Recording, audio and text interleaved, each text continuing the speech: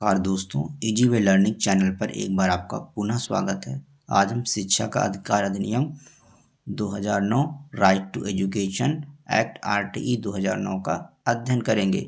शिक्षा का अधिकार अधिनियम 2009 राइट टू एजुकेशन एक्ट 2009 शिक्षा के अधिकार अधिनियम की एक लंबी कहानी है। प्रारंभ में भारत के संविधान के अनुच्छेद 45 में यह घोषणा की गई थी कि राज्य संविधान के प्रारंभ से 10 वर्ष की कालावधि के अंदर सभी बालकों को 14 वर्ष की आयु समाप्ति तक निःशुल्क एवं अनिवार्य शिक्षा देने के लिए प्रबंध करने का प्रयास करेगा। और तभी से राज्यों ने 14 वर्ष तक की आयु के बच्चों की अनिवार्य एवं निःशुल्क शिक्षा की व्यवस्था करने का प्रयास शुरू किया। आगे चलकर 2002 में 86वें संविधान संशोधन द्वारा संविधान में एक नया अनुच्छेद 21 का जोड़ा गया, जो इस प्रकार है। राज्य 6 वर्ष से 14 वर्ष तक की आयु वाले सभी बालकों के लिए निःशुल्क और अनिवार्य शिक्षा देने का ऐसी रीति में जो राज्य की विधि द्वारा अवधारित करे उपबंध करेगा। और इसे 86वें संविधान संशोधन द्वारा संविधान के भाग 4 का में वर्णित मूल कर्तव्यों में एक नया मूल कर्तव्य 51 जोड़ा गया, जो इस प्रकार है। माता पिता या संरक्षक 6 से 14 वर्ष तक की आयु वाले अपने यथास्थित बालक या प्रतिपाल्य के लिए शिक्षा के अवसर प्रदान करें। आगे चलकर 2009 में बालकों का निःशुल्क और अनिवार्य शिक्षा का अधिकार अधिनियम 2009 the right of children to free and compulsory education act 2009 पास किया गया। इसे संक्षेप में शिक्षा का अधिकार अधिनियम right to education act RTE कहते हैं। इस अधिनियम के अनुसार 6 से 14 वर्ष आयु के बच्चों को कक्षा 1 से कक्षा 8 तक की निःशुल्क शिक्षा प्राप्त करने का मूलभूत अधिकार है। सरकार ने 1 अप्रैल 2010 से इसे कानून के रूप में लागू भी कर दिया है, जिसके मुख्य तत्व इस प्रकार हैं। संक्षिप्त नाम, इस अधिनियम का संक्षिप्त नाम शिक्षा का अधिकार अधिनियम 2009 राइट टू एजुकेशन एक्ट 2009 है। निःशुल्क और अनिवार्य शिक्षा का बालक का अधिकार 6 से 14 वर्ष की आयु के प्रत्येक बालक को प्रारंभिक शिक्षा पूरी होने तक किसी आसपास के विद्यालय में निःशुल्क और अनिवार्य शिक्षा प्राप्त करने का अधिकार होगा। प्रवेश न दिए गए बालकों या जिन्होंने प्रारंभिक शिक्षा पूरी नहीं की है के लिए विशेष उपबंध। यदि कोई बच्चा 6 वर्ष की आयु पर किसी विद्यालय में प्रवेश नहीं ले पाता है तो वह बाद में अपनी उम्र के अनुरूप कक्षा में प्रवेश ले सकता है। यदि वह निर्धारित 14 वर्ष की आयु तक प्रारंभिक शिक्षा पूरी नहीं कर पाता तो उसके बाद भी पढ़ाई पूरी होने तक उसे निःशुल्क शिक्षा दी जाती रहेगी। अन्य विद्यालयों में स्थानांतरण का अधिकार, यदि किसी स्कूल में प्रारंभिक शिक्षा पूरा करने का प्रावधान नहीं है अथवा किसी भी कारण से कोई छात्र एक स्कूल से दूसरे स्कूल जाना चाहता है तो उसे किसी दूसरे स्कूल में स्थानांतरण लेने का अधिकार होगा। अगला, राज्य सरकारों और स्थानीय प्राधिकारियों का विद्यालय स्थापित करने का कर्तव्य। इस अधिनियम के लागू होने के 3 सालों के भीतर राज्य सरकारों और स्थानीय प्राधिकारियों को पड़ोस का स्कूल स्थापित करना होगा जिस क्षेत्र में ऐसा स्कूल नहीं है।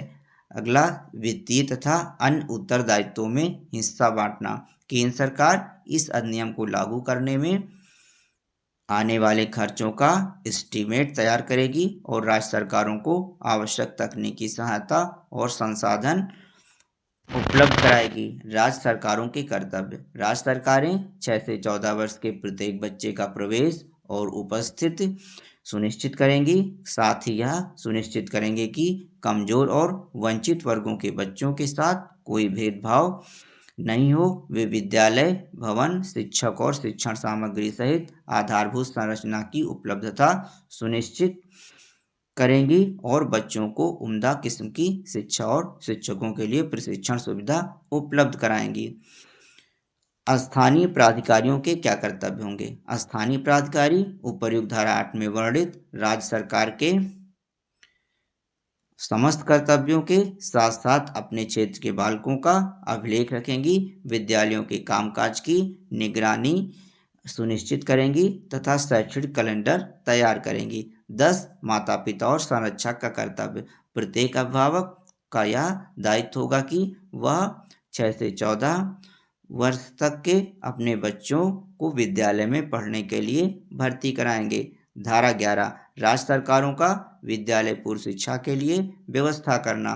3 वर्ष की आयु से ऊपर के बच्चों को प्रारंभिक शिक्षा के लिए तैयार करने और जन्म से 6 वर्ष तक के बालकों के लिए आरंभिक बाल्यावस्था देखभाल और शिक्षा के लिए राज्य सरकार एवं स्थानीय प्राधिकारी जरूरी इंतजाम करेंगी। 12वां निःशुल्क और अनिवार्य शिक्षा के लिए विद्यालय के दायित्व की सीमा। सरकारी विद्यालय तो निःशुल्क शिक्षा प्रदान करेंगे ही, निजी और विशेष श्रेणी वाले विद्यालयों को भी आर्थिक रूप से निर्बल समुदायों के बच्चों के लिए पहली कक्षा में 25% स्थान आरक्षित करने होंगे। 13वां प्रवेश के लिए किसी प्रति व्यक्ति फीस और अनुवीक्षण प्रक्रिया न होना। कोई भी विद्यालय ना तो दान या चंदा लेगा और ना ही अभिभावक या बच्चे के चयन के लिए कोई प्रणाली अपना सकेगा। 14 प्रवेश के लिए आयु का सबूत। जन्म प्रमाण पत्र के अभाव में किसी भी बच्चे को प्रवेश देने से वंचित नहीं किया जा सकता है। 15 प्रवेश से इनकार ना करना। स्कूल में प्रवेश तिथि के निकल जाने के बाद भी किसी भी बालक को प्रवेश देने से इनकार नहीं किया जाएगा। 16 नंबर रोकने और निष्कासन का प्रतिषेध। किसी भी बच्चे को किसी कक्षा में रोका नहीं जाएगा और ना ही स्कूल से निष्कासित किया जाएगा। 17 बालकों को शारीरिक दंड और मानसिक उत्पीड़न का प्रतिषेध। किसी भी बच्चे को शारीरिक या मानसिक यातना नहीं दी जाएगी। 18 मान्यता प्रमाण पत्र प्राप्त किए बिना किसी विद्यालय का स्थापित ना किया जाना। बिना मान्यता प्राप्त किए कोई भी स्कूल नहीं चलाया जाएगा और उन्हीं स्कूलों को मान्यता दी जाएगी जो धारा 19 में वर्णित मानक को पूरा करते हों। धारा 19 विद्यालय के मान और मानक। जो स्कूल अधिनियम लागू होने से पूर्व स्थापित हो चुके थे तथा निर्धारित मानक पूरे नहीं करते हैं उन्हें अधिनियम लागू होने की 3 वर्ष के अंदर समस्त मानक पूरे करने होंगे।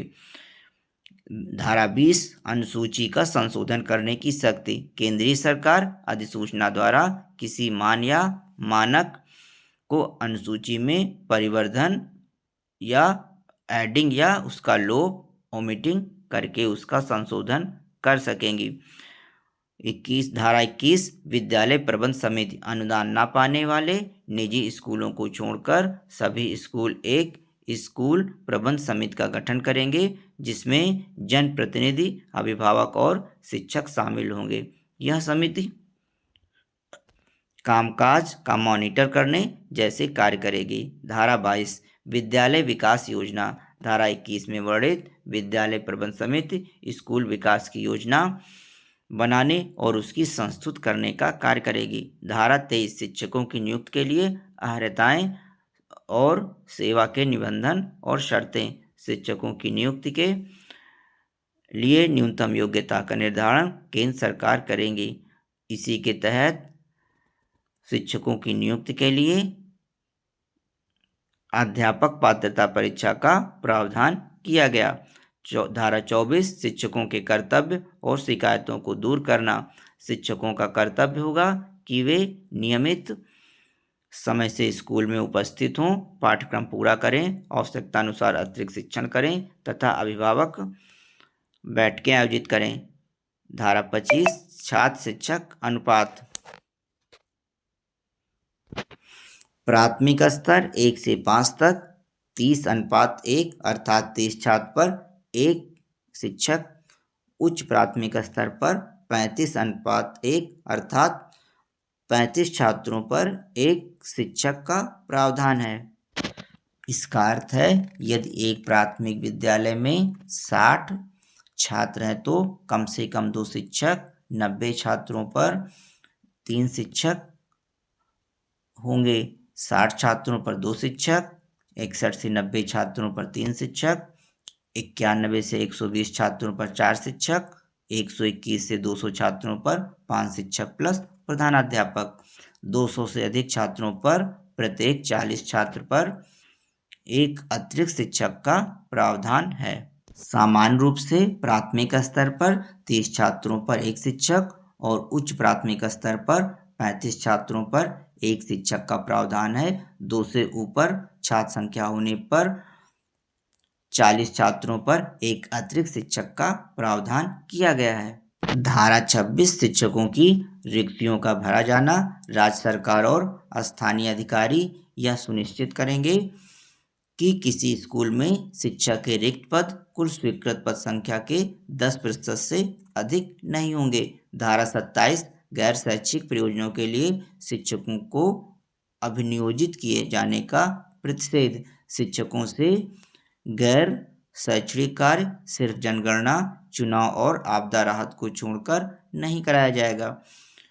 धारा 28 शिक्षक द्वारा प्राइवेट ट्यूशन का प्रतिषेध। कोई शिक्षक शिक्षिका प्राइवेट ट्यूशन या प्राइवेट शिक्षण क्रियाकलाप में स्वयं को नहीं लगाएगा या लगाएगी। धारा 29 पाठ्यक्रम और मूल्यांकन प्रक्रिया। सरकार द्वारा निर्दिष्ट शिक्षा प्राधिकार परिषद संविधान में निहित मूल्यों के अनुरूप इसका निर्धारण करेगा और बच्चों के बहुमुखी विकास पर ध्यान देने के साथ साथ उसे भय, कष्ट और चिंता से मुक्त कराने का भी काम करेगा। मूल्यांकन व्यापक और सतत होगा। धारा 30 परीक्षा और समापन प्रमाण पत्र। किसी भी बच्चे को प्रारंभिक शिक्षा पूर्ण होने से पहले बोर्ड की कोई भी परीक्षा नहीं देनी होगी। प्रारंभिक शिक्षा पूर्ण करने वाले प्रत्येक बच्चे को प्रमाण पत्र दिया जाएगा। धारा 31 बालक के शिक्षा के अधिकार को मॉनिटर करना। बाल अधिकार संरक्षण आयोग अधिनियम 2005 commission for protection of child rights act 2005 के प्रावधानों के अंतर्गत गठित राष्ट्रीय या राज्य बाल संरक्षण आयोग commission for protection of child rights इस अधिनियम के तहत प्रदत्त अधिकारों का परीक्षण और देखभाल की समीक्षा करेंगे। धारा 32 शिकायतों को दूर करना। उपर्युक्त धारा 31 में वर्णित बाल संरक्षण आयोग निःशुल्क और अनिवार्य शिक्षा के बच्चे के अधिकार के संबंध में प्राप्त शिकायतों की जांच करेंगे। धारा 33 राष्ट्रीय सलाहकार परिषद का गठन। प्रस्तावित राष्ट्रीय सलाहकार परिषद का गठन केंद्र सरकार करेंगी। इसका काम अधिनियम के प्रावधानों को प्रभावी ढंग से लागू करने के बारे में केंद्र सरकार को परामर्श देना होगा। धारा 34 राज्य सलाहकार परिषद का गठन। प्रस्तावित राज्य सलाहकार परिषद का गठन राज्य सरकारें करेंगी। इसका काम अधिनियम के प्रावधानों को प्रभावी ढंग से लागू करने के बारे में राज्य सरकार को परामर्श देना होगा। धारा 35 निर्देश जारी करने की शक्ति। धारा 35 के अंतर्गत केंद्र सरकार राज्य सरकार को, राज्य सरकार स्थानीय अधिकारियों को तथा स्थानीय अधिकारी स्कूल प्रबंधन समितियों को अधिनियम के कार्यान्वयन के संबंध में मार्गदर्शक सिद्धांत जारी कर सकेंगे और निर्देश दे सकेंगे। धारा 36 अभियोजन के लिए पूर्व मंजूरी अधिनियम का पालन न करने पर धारा 13, धारा 18 और धारा 19 के अधीन दंडनीय अपराधों के लिए कोई भी अभियोजन समुचित सरकार अथवा अधिकारी की पूर्व मंजूरी के बिना संस्थापित नहीं किया जाएगा। धारा 37 सद्भावपूर्वक की गई कार्रवाई के लिए संरक्षण। इस अधिनियम अथवा इसके बाबत बनाए गए नियमों और आदेशों के पालन में सरकार, आयोग, स्थानीय प्राधिकारी, स्कूल प्रबंधन समितियां अधिनियम से जुड़े किसी व्यक्ति द्वारा सच्चे विश्वास, गुड फेथ के साथ किए गए कार्य पर कोई मुकदमा या वैधानिक प्रक्रिया नहीं चलाई जा सकेगी। धारा 38 राज्य सरकारों का नियम बनाने की शक्ति। राज्य सरकारें अधिनियम के उपबंधों प्रोविजंस के कार्यान्वयन के लिए नियम और अधिसूचना बना सकेंगी।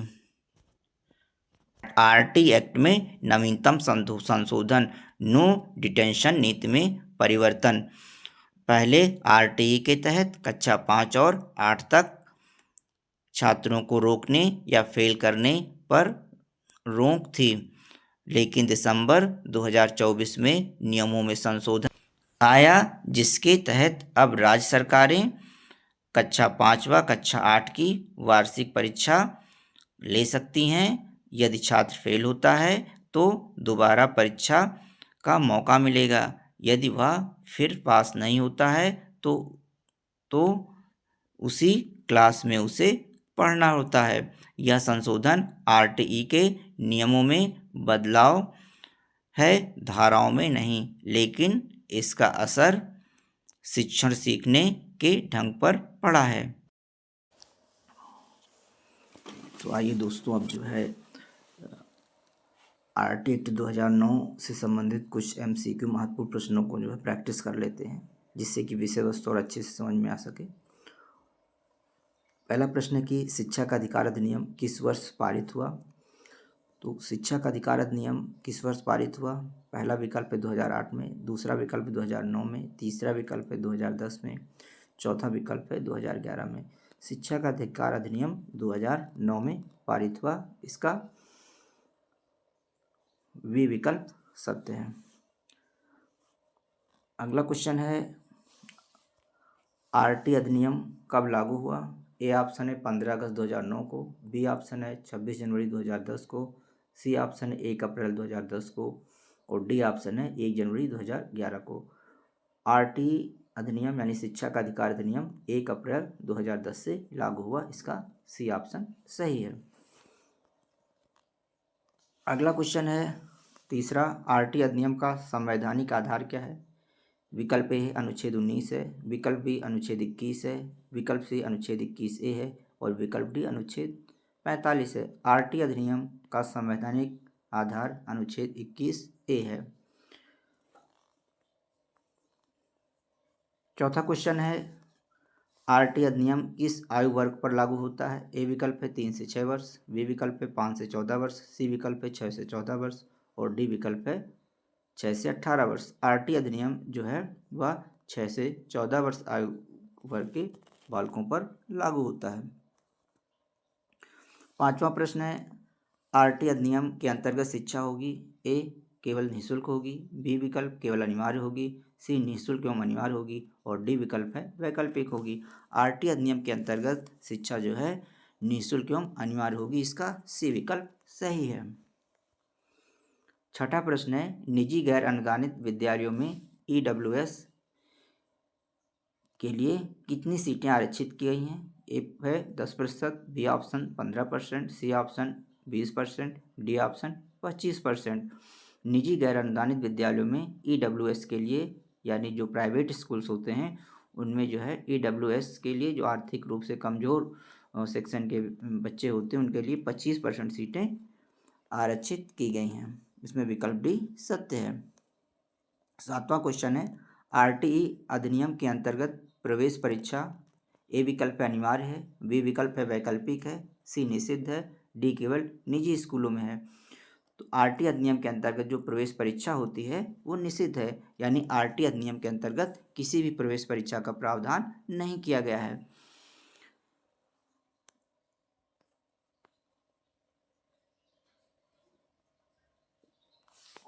नौवां प्रश्न है आरटी के अनुसार प्राथमिक स्तर पर शिक्षक छात्र अनुपात कितना है। ए विकल्प है 25:1 है, सी विकल्प है 30:1 है, सी और बी विकल्प है 30:1, सी विकल्प है 35:1, डी विकल्प है 40:1। आरटीई के अनुसार प्राथमिक स्तर पर जो शिक्षक छात्र अनुपात है वह 30:1 निश्चित किया गया है। 10वां प्रश्न है कि उच्च प्राथमिक स्तर पर शिक्षक छात्र अनुपात कितना है। आरटी अधिनियम में उच्च प्राथमिक स्तर पर शिक्षक अनुपात कितना है। ए विकल्प है 30:1 है, बी विकल्प है 35:1 है, सी विकल्प है 40:1 है और डी विकल्प है 45:1 है। उच्च प्राथमिक स्तर पर शिक्षक छात्र अनुपात जो है वह 35:1 है, अर्थात 35 छात्रों पर एक शिक्षक का प्रावधान किया गया है। 11वां प्रश्न है, आरटी अधिनियम में विद्यालय मानकों का उल्लेख है। ए प्रस्तावना में, बी धारा 3 में, सी अनुसूची में, डी नियमावली में। जो आरटी अधिनियम में विद्यालय मानकों का उल्लेख किया गया है वह सी अनुसूची से में किया गया है। 12वां प्रश्न है कि आरटी अधिनियम के अंतर्गत शारीरिक दंड ए विकल्प सीमित रूप से मान्य है, बी विकल्प शिक्षक विवेक पर है, सी पूर्णतः निषिद्ध है, डी केवल सरकारी स्कूलों में है। आरटी अधिनियम के अंतर्गत जो शारीरिक दंड है वह पूर्णतः निषिद्ध है, सी विकल्प सही है। 13वां प्रश्न है, आरटी अधिनियम किस प्रकार के विद्यालयों पर लागू नहीं होता है। ए सरकारी स्कूलों पर, बी सहायता प्राप्त, सी निजी, डी अल्पसंख्यक। आरटी अधिनियम अल्पसंख्यक विद्यालयों पर लागू नहीं होता है, इसका डी विकल्प सही है। 14वां प्रश्न है, बच्चे को उम्र के अनुसार किस कक्षा में प्रवेश मिलेगा। ए विकल्प है निचली, बी उपयुक्त, सी चयनित, डी परीक्षा आधारित। बच्चे की उम्र के अनुसार कक्षा में प्रवेश मिलेगा वह उपयुक्त है, अर्थात बच्चे की आयु के अनुसार उपयुक्त कक्षा में उसे प्रवेश आरटी अधिनियम के अनुसार दिया जाएगा। 15वां प्रश्न है कि आरटी अधिनियम के अनुसार शिक्षक ए गैर शैक्षणिक कार्य करेंगे, बी केवल प्रशासनिक कार्य करेंगे, सी मुख्यतः शिक्षण कार्य करेंगे, डी केवल परीक्षा ड्यूटी करेंगे। आरटी अधिनियम के अनुसार शिक्षक मुख्यतः शिक्षण कार्य करेंगे, इसका सी विकल्प सत्य है। 16वां प्रश्न है, आरटी अधिनियम में शिक्षक योग्यता निर्धारित करता है। ए राज्य सरकार, बी केंद्र सरकार, सी एनसीटी, डी यूजीसी। आरटी अधिनियम में शिक्षक योग्यता निर्धारित करता है केंद्र सरकार। आरटी अधिनियम में शिक्षक योग्यता निर्धारित करने का कार्य जो है एनसीटीई करती है।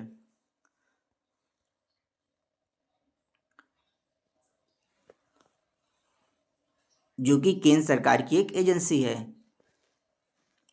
17वां प्रश्न है, आरटी अधिनियम में कौन सा कार्य शिक्षक कर सकता है। ए राजनीतिक प्रचार, बी निजी ट्यूशन, सी जनगणना कार्य, डी व्यावसायिक कार्य। आरटी अधिनियम के अनुसार शिक्षक कर सकता है जनगणना कार्य, उसे जनगणना कार्य या चुनाव संबंधी कार्य कराए जा सकते हैं, इसके अतिरिक्त अन्य कार्य कराना प्रतिबंधित है। 18वां प्रश्न है, आरटी अधिनियम के अंतर्गत बच्चे से शुल्क लेना ए वैध है, बी सीमित है, सी निषिद्ध है, डी केवल निजी स्कूलों में है। आरटी अधिनियम के अंतर्गत बच्चों से शुल्क लेना के निषिद्ध है, यानी बच्चों से कोई शुल्क नहीं लिया जाएगा। 19वां प्रश्न है, आरटी के अंतर्गत निःशुल्क शिक्षा शामिल है। ए केवल ट्यूशन फीस, बी किताबें और यूनिफॉर्म, सी केवल यूनिफॉर्म, डी केवल पुस्तकें। आरटी के अंतर्गत निःशुल्क शिक्षा शामिल है जिसमें किताबें और यूनिफॉर्म शामिल है। 20वां प्रश्न है, आरटी अधिनियम का मुख्य उद्देश्य है। ए माध्यमिक शिक्षा, बी उच्च शिक्षा, सी सार्वभौमिक प्राथमिक शिक्षा, डी तकनीकी शिक्षा। आरटी अधिनियम यानी शिक्षा का अधिकार अधिनियम जो है सार्वभौमिक प्राथमिक शिक्षा की बात करता है। 21वें नंबर का प्रश्न है कि आरटी अधिनियम में स्कूल की दूरी प्राथमिक स्तर पर कितनी निर्धारित की गई है। ए विकल्प है 1 किलोमीटर, बी विकल्प है 2 किलोमीटर, सी विकल्प है 3 किलोमीटर और डी विकल्प है 5 किलोमीटर। आरटी अधिनियम में स्कूल की दूरी प्राथमिक स्तर पर 1 किलोमीटर निर्धारित की गई है। 22वां प्रश्न है कि उच्च प्राथमिक स्तर पर विद्यालय की दूरी कितनी होनी चाहिए। ए 1 किलोमीटर, बी 2 किलोमीटर, सी 3 किलोमीटर, डी 5 किलोमीटर। उच्च प्राथमिक स्तर पर विद्यालय की दूरी 3 किलोमीटर होनी चाहिए, सी विकल्प सही है। 23वां प्रश्न है, आरटी अधिनियम में सीसीई का संबंध है। ए परीक्षा से, बी सतत मूल्यांकन से, सी प्रतियोगिता से, डी ग्रेडिंग से। आरटी अधिनियम में सीसीई अर्थात कॉन्टिन्यूअस एंड कंप्रहेंसिव इवैल्यूएशन का संबंध है सतत और व्यापक मूल्यांकन से, इसका बी विकल्प सही है। 24वां प्रश्न है, आरटीई अधिनियम में नो डिटेंशन पॉलिसी का संबंध है, ए शिक्षक से है, बी छात्र से है, सी विद्यालय से है, डी अभिभावक से है। आरटी अधिनियम में नो डिटेंशन पॉलिसी का संबंध छात्र से है, बी विकल्प सत्य है। 25वां प्रश्न है, आरटी अधिनियम में विद्यालय की मान्यता कौन देता है, ए यूजीसी, बी राज्य सरकार, सी सीबीएसई, डी एनसीटीई। आरटी अधिनियम में विद्यालय की मान्यता देने का कार्य राज्य सरकार करता है, इसका बी विकल्प सही है। 26वां प्रश्न है, आरटी अधिनियम के अंतर्गत बच्चे के साथ ए दंड की अनुमति है, बी मानसिक उत्पीड़न, सी सम्मानजनक व्यवहार, डी कठोर अनुशासन। आरटी अधिनियम के अंतर्गत बच्चे के साथ सम्मानजनक व्यवहार करना चाहिए, इसका प्रावधान किया गया है, सी विकल्प सत्य है। 27वां प्रश्न है, आरटी अधिनियम में अभिभावक की भूमिका कैसी होगी, ए वैकल्पिक होगी, बी सीमित होगी, सी अनिवार्य होगी, डी नगण्य होगी। आरटी अधिनियम में अभिभावक की भूमिका अनिवार्य होगी, इस प्रश्न का सी विकल्प सही है। 28वां प्रश्न है, आरटी अधिनियम में किस भाषा की शिक्षा की बात करता है, ए विकल्प केवल अंग्रेजी शिक्षा, बी केवल हिंदी शिक्षा, सी मातृभाषा, डी राज्य भाषा। आरटी अधिनियम जो है मातृभाषा में शिक्षा की बात करता है। 29वां प्रश्न है कि आरटी अधिनियम का विस्तार ए केवल केंद्र पर है, बी केवल राज्यों पर है, सी पूरे भारत में है, डी केवल ग्रामीण क्षेत्र में है। आरटी अधिनियम का विस्तार पूरे भारत में है। 30वां प्रश्न है, आरटीई अधिनियम में बाल श्रम वैध है, बाल श्रम ए विकल्प है वैध है, बी सीमित है, सी निषिद्ध है, डी वैकल्पिक है। आरटी अधिनियम में बाल श्रम को निषिद्ध किया गया है। 31वां प्रश्न है, आरटी अधिनियम में शिक्षा की नियुक्ति ए बिना प्रशिक्षण के होगी, बी योग्यता के बिना होगी, सी योग्यता में प्रशिक्षित होगी, डी अस्थायी होगी। आरटी अधिनियम में शिक्षक की नियुक्ति जो होगी वो योग्य एवं प्रशिक्षित शिक्षकों की नियुक्ति की जाएगी, इसका सी विकल्प सही है।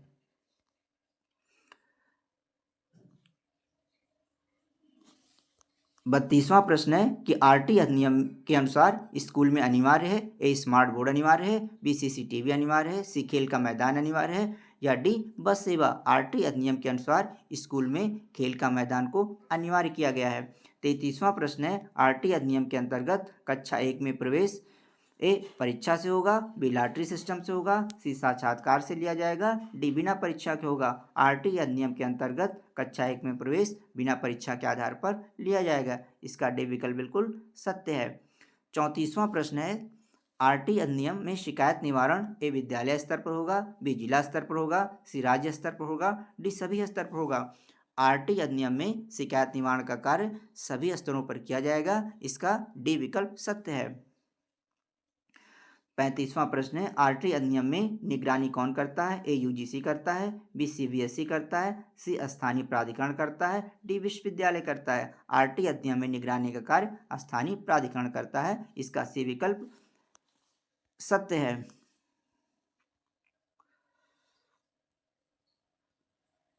36वां प्रश्न है, आरटीई अधिनियम में स्कूल भवन होना चाहिए, एक किराए का होना चाहिए, बी अस्थायी होना चाहिए, सी सुरक्षित होना चाहिए, डी विकल्प है खुला होना चाहिए। आरटी अधिनियम में स्कूल भवन सुरक्षित होना चाहिए, इसका सी विकल्प सत्य है। 37वां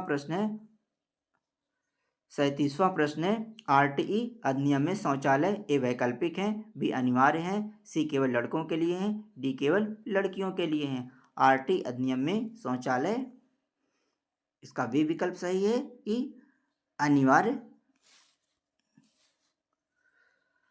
होना चाहिए।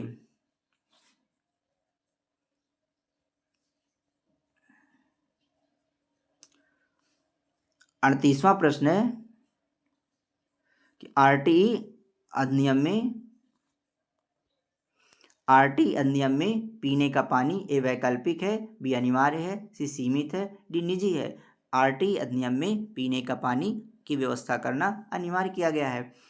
39वां प्रश्न है, आरटी अधिनियम के अंतर्गत शिक्षक मूल्यांकन ए नहीं होता, बी वार्षिक होता है, सी सतत होता है, डी केवल परीक्षा होती है। आरटी अधिनियम के अंतर्गत शिक्षक द्वारा मूल्यांकन सतत और व्यापक रूप से किया जाता है।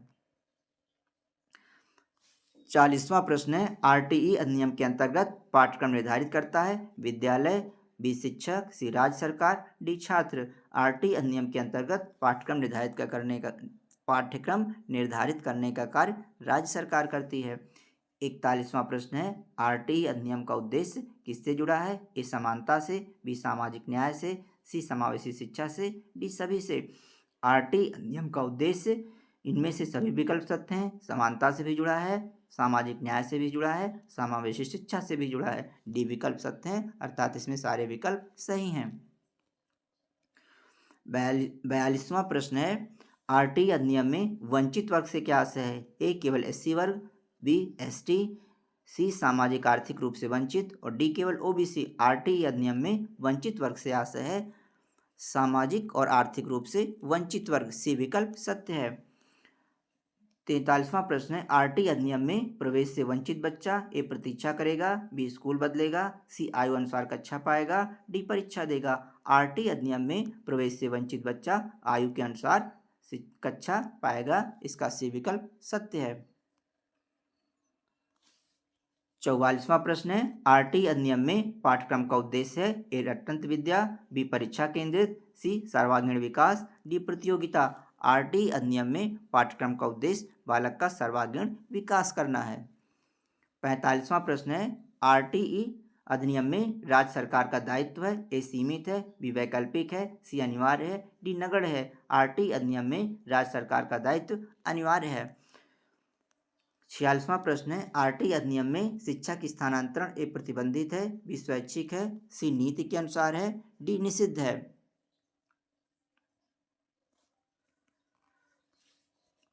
आरटीई अधिनियम में शिक्षक का स्थानांतरण नीति के अनुसार है, इसका सी विकल्प सत्य है।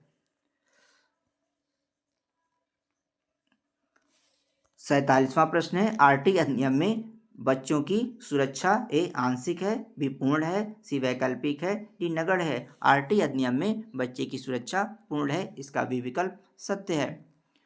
48वां प्रश्न है, आरटीई अधिनियम के अंतर्गत शिक्षा का माध्यम ए केवल अंग्रेजी है, बी केवल हिंदी है, सी मातृभाषा या स्थानीय भाषा है, डी संस्कृत है। आरटीई अधिनियम के अंतर्गत शिक्षा का माध्यम मातृभाषा या स्थानीय भाषा है, सी विकल्प सत्य है।